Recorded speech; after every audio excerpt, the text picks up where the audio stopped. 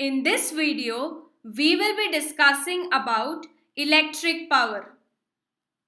Now, what is this power or electric power?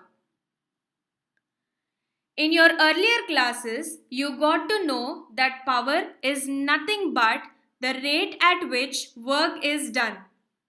So, the rate means time. So, the time in which a particular work is done is nothing but power.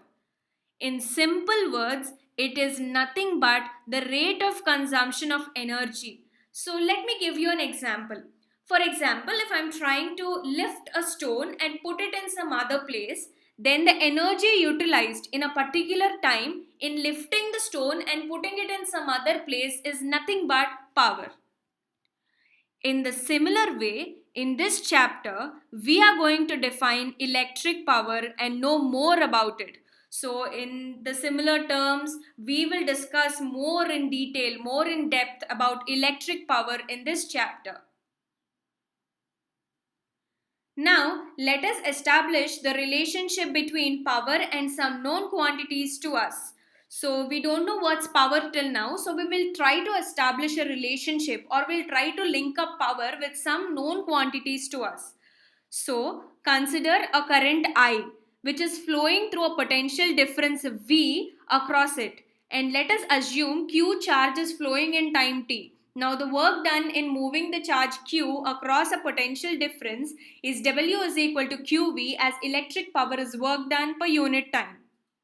Now, we will consider that there is a current I flowing in this particular circuit which has a potential difference V. And also we will assume that there is a Q charge which is flowing in time t. Now the work done in this particular circuit for moving this Q charge in time t is nothing but W is equal to QV, because work done is moving this Q charge across potential difference V. So W is QV. And we know electric power is work done per unit time. We just discussed it earlier. That power is work done per unit time. That means W by T. Per unit time means by T. We get P is equal to Q by T, as Q by T is current passing. We get P is equal to IV. Now we know that electric power is work done per unit time. That means it is W by T. W can be written as QV. So it can be written as QV by T. So power is equal to QV by T, and we know Q by T is nothing but current. Charge per time is current. So charge moved in a particular time is current. So Q by T is current, so we can write it as I. So Q by T can be replaced and written as I. So power can be written as IV, where power is proportional to current and potential difference. Now replacing V with IR we get, so we can replace V with IR because we know according to Ohm's law V is equal to IR. So P is equal to I square R. So by replacing V with IR, in the place of V we have to write IR. So we will get IIR, which means I square R. So P is equal to I square R. Now, what is the unit of power? Everything, any physical quantity will be measured and it will have a unit. It should be measured in some particular units. For example, milk is measured in liters, distance is measured in kilometers and meters, and like the same, what is the unit of power? How do we measure power? In what units? The SI unit of electric power is watt. So, power is measured in watts. So, the symbol is capital W. It is defined as the power consumed by a device that carries 1 ampere current when operated by a potential difference of 1 V. Thus, 1 watt is equal to 1 AV. So, how do we define watt? Watt is defined as the power consumed by an appliance or any device which carries a current of 1 ampere across a potential difference of 1 V. That means an appliance should carry a current of 1 ampere across a potential difference of 1 volt. So 1 watt is 1 ampere into V. So it is 1 AV.